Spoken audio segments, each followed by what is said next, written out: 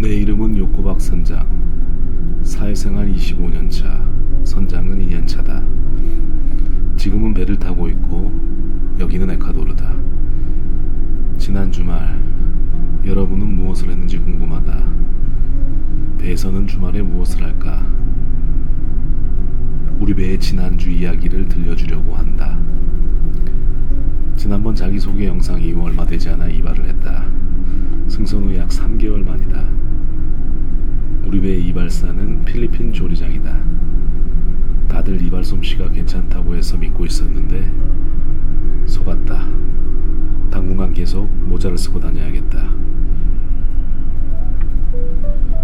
여기 에콰도르에서 작은 선박의 첫 번째 ship-to-ship 작업을 마쳤다. 우리 배가 가지고 있는 전체 화물 중에서 약 20%다. 맞다. 우리 배는 지금 귀에서 웃돈 주고도 못 산다는 항공료를 가지고 있다. 첫 번째 ship-to-ship 작업을 마쳤을 때 다음 작업까지 일주일 이상의 시간이 있었다. 그렇게 연락받았다. 지난 3개월 동안 계속 바쁘게 지냈었는데 이제야 조금 한숨 돌릴 수 있겠네. 토요일 오전 오랜만에 늦잠을 자고 일어났다. 에콰도르는 적도 부근에 위치해 있다. 태평양 동부다. 날씨는 좋다. 낮에 조금 더운 것 빼고는. 내 방 집무실에서 이메일 확인이 가능하다. 그런데 잘 보지는 않는다. 일은 일터에서, 내 방에서는 휴식을. 밤새 별일 없었는지 출근하러 가봐야겠다. 선교회. 주말이고 묘박 중이니 복장은 편안하게. 내 방에서 일터인 선교까지는 천천히 걸어도 20초가 채 걸리지 않는다. 배에서 일을 하게 되면 좋은 점 중에 하나다. 재택근무를 하는 사람들 말고는 상상하기 어려운 일이겠지. 물론 선내점검 등 다른 업무를 할 때는 배 여기저기를 돌아다닌다. 그리고 이메일을 확인해 보는데 이런, 오늘 바로 출항하려고 연락이 왔다. 에콰도르의 다른 항구로 떠나야 한다. 에스메랄다스라는 항구다. 여기서 20시간 정도 걸린다. 토요일 출항, 일요일 입항이다. 대리점에 연락하고 출항 수속을 진행한다. 여기 에콰도르는 입출항 때 요구하는 서류가 꽤나 많다. 수속 서류 담당인 사망사를 불러 같이 서류를 작성한다. 다행히 출항 시각이 저녁 8시로 결정되었다. 이것저것 준비할 시간은 있네. 점심을 간단히 먹고 오후 내내 수속 서류를 점검했다. 이항사와 함께 다음 항구까지의 항로 계획을 세우고 검토했다. 특이사항은 없어 보였다. 안전하게 출항하려면 잘 먹어야지. 토요일 저녁은 보통 삼겹살이나 LA 갈비 같은 불판 음식이 나온다. 배부르게 잘 먹었다. 그렇다. 배의 일정은 언제나 바뀐다. 오늘 아침까지는 쉬고 있었지만 갑자기 출항을 한다. 기관실에 연락해 엔진을 준비하고 도선사를 위한 파일럿 카드를 만들고 회사 절차인 출항 점검표에 따라 하나하나 점검한다. 선수의 앵커 체인 장력을 확인하고 선미 프로펠러 주위를 확인한 다음에 전후진 엔진 테스트를 진행한다. 좋았어. 이상 없음. 도선사가 승선했다. 양명 후 출항 항로를 상의하고 연암구역에서의 제한 속도에 대하여 이야기한다. 다음 항구까지 날씨도 좋아 보인다. 도선사가 하선을 하고 선장이 직접 조선을 한다. 당직 항해사와 타수는 선장을 보좌한다. 연안을 빠져나가고 안전한 수역으로 들어선 다음 당직 항해사에게 선교를 맡긴다. 어선이 제법 많다. 어망이 있을 수 있으니 충분한 거리를 두고 피해야 한다. 일정 수역을 빠져나와서 엔진을 항진 속도까지 올리고 우리 배 주위가 안전한 것을 확인했다. 상황사에게 선교 지휘를 인계했다. 선장과 항해사 간 선교 지휘가 바뀌는 시각은 매우 중요하다. 그 시각은 매번 항해 일지에 기록한다. 출항 보고서를 만들기 위해 선장 집무실에 앉았다. 어라? 갑자기 배가 흔들리네. 파도는 없어 보였는데 긴 너울이 있는가 보다. 각 부서 부서장에게 연락했다. 갑판과 기관구역을 포함한 선내 모든 구역 점검을 지시했다. 깨지고 부서지는 물건이 없도록 단단히 고정하라고 일렀다.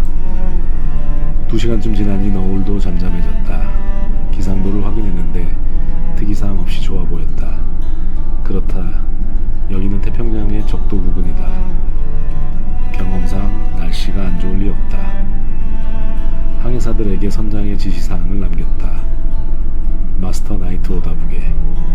그리고 다음 항구 입항 수속서류를 작성했다. 시간이 많이 걸리네.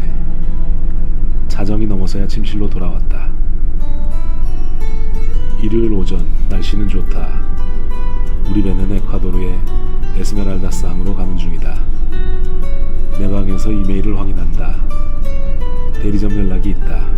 추가 입항 서류가 필요한 모양이다. 요코박 선장, 출근해야지. 선교로 간다. 사망사가 아침에 입항 서류를 모두 준비해 두었다. 기특하다. 어디 보자. 지금 속도로 우리 배는 오후 5시면 에스메랄다스 항에 도착한다. 항만 당국에 보고하고 입항 허가를 받았다. 점심은 간단하게 먹었다.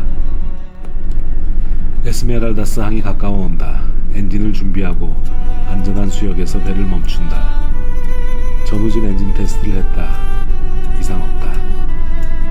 도선사를 위한 파일럿 카드를 만들고 체크리스트에 따라 입항 준비를 한다. 도선사를 실은 보트와도 연락이 되었다. 우리 배는 항구에 도착하자마자 투묘 예정이라고 한다. 파일럿 보트가 접근한다. 도선사가 안전하게 승선하고 본선 특징에 대하여 설명한다. 투묘 위치와 방법에 대해서 상의한다. 안전하게 투묘를 했다. 체인은 6 샤클리노터 브로더 뱅커 확인 완료. 우리 배가 저반할 오프쇼어 해상터미널에서 약 1마일 떨어진 위치다. 바람 조류 그리고 투묘 위치에 이상은 없다. 주묘 걱정은 없을 것 같다. 여기서 주묘란 외력의 영향으로 앵커가 끌려서 본선이 터닝 서클 반경을 벗어나는 상황을 말한다. 주묘 상황에 빠르게 대응하지 않으면 우리 배가 가까운 방파제에 충돌하거나 수심이 낮은 천수구역에 좌출할 위험이 있기 때문에 조심해야 한다. 도선사가 안전하게 하선하고 있다. 잘 가요. 나중에 저만할 때 다시 봐요. 그렇다. 우리 배는 CBM 해상터미널에 접안 예정이다. 현재 다른 배가 접안하여 작업을 하고 있다. 우리 배는 내일 모레쯤 접안 예정이다. 일단은 그렇다. 여기서 잠깐. 탱커선의 접안 형태에 대해서 조금 알아보자. 우리 배와 같은 탱커선은 일반적으로 육상 터미널에 접안한다. 이렇게 생긴 곳들이다. 이런 곳들을 흔히 피어, 제티, 화르프라고 한다. 조금 특이한 경우 쉬프트식 작업이다. 먼 바다나 내항 묘박지에서 선박과 선박이 만나 화물을 주고받는 경우이다.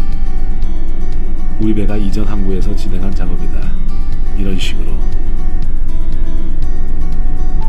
날씨가 좋지 않을 경우 선박끼리 충돌도 일어날 수 있는 위험한 작업이다. 또 다른 케이스는 항만 시설이 열악하거나 육지 근처에 수심이 낮은 경우 부위의 본선을 접안시키고 해저 파이프를 통하여 석유 정제유를 이송하는 경우이다.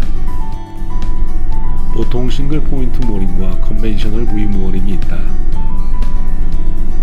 SPM은 SBM이라고도 하고 CBM은 멀티 부위 무어링이라고도 한다. SPM은 이런 느낌이다. 선박의 앞부분을 부위로부터 연결된 체인에 연결하고 선미에는 터그보트를 계류삭과 연결하여 본선의 움직임을 최소화한다. 조류나 바람이 강할 경우 작업을 중단하고 이동하기도 한다. CBM은 이런 경우이다. 선수 선미에 여러 개의 계류삭을 연결하여 본선을 고정시킨다. 선박의 움직임은 SPM 계류보다 작지만 조류나 바람이 강할 경우 계류삭이 파단될 경우가 있다. 위험하다. 장력이 강한 계류삭이 파단될 경우 선체 신체를 손상시키는 건 물론이고 근처에 사람이 있을 경우 끔찍한 사고가 예상된다. CBM은 스파이더 모링이라고도 부른다. 배가 고정되어 있는 모습이 마치 거미와 같다고 그렇게 부른다고 한다. 이 밖에도 배의 선미나 선수로 접안시키는 메디테러니안 모링, 타워 모링, 씨 아일랜드 모링 등 여러 형태가 있으나 재미없으니까 여기까지만 하기로 하자. 쉽투쉽 그리고 SPM, CBM 작업은 매우 위험하다. 일반적이지 않다. 그래서 입항 전에 사전 점검을 충분히 하고 위험성 평가를 하고 선원들 교육을 충분히 진행한다. 입항 보고서를 작성해서 보내고 오늘 일정을 마무리했다. 참으로 긴 주말이었다. 입항, 출항, 그리고 서류 준비에 토요일, 일요일 모두 없어져 버렸다. 배의 일정은 언제나 바뀐다. 지금은 쉬고 있지만 언제 갑자기 일정이 생길지 모른다. 저반은 일단 내일 모레 예정이라고 하는데 그때가 되어봐야 알 수 있다. 쉴 수 있을 때 푹 쉬어야 한다. 그리고 이번 주말에 선장과 함께 선교에서 입출항에 최선을 다해준 필리핀 선원들을 소개해본다. 입출항 때 항해계기와 통신장비, 그리고 연합항해중 선장을 보좌한 사망사 젤튼,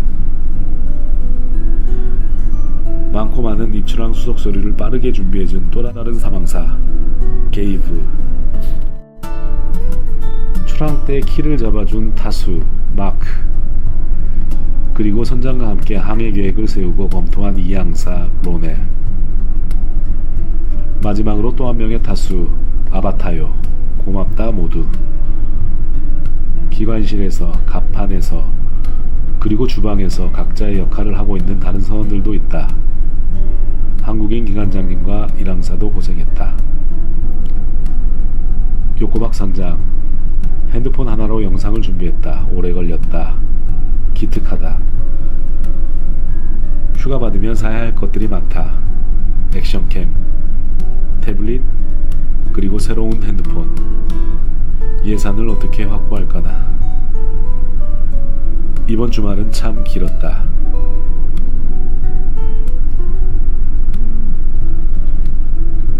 요코박 선장, 해운회사 사무실에서 15년을 일했다.